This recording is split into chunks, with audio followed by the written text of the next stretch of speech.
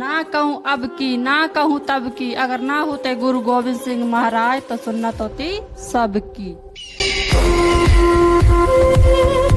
ना कहूँ अब की ना कहूँ तब की, अगर ना होते गुरु गोविंद सिंह महाराज तो सुन्नत होती सबकी। गुरु दे सिंह बागी हुंदे या फिर बादशाह, गुरु दे ਸਿੰਘਾਂ ਦੀ ਤੀਜੀ ਤਾਂ ਕੋਈ ਲਕੀਰ ਹੀ ਨਹੀਂ ਹੁੰਦੀ।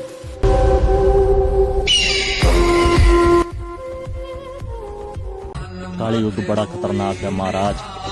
ਇੱਥੇ ਵਿਖਦੇ ਤਾਂ ਸਾਰੇ ਚੰਗੇ ਆ, ਪਰ ਰਾਵਣ ਸਾਰੇ ਦੇ ਅੰਦਰ ਬੈਠਾ ਹੈ।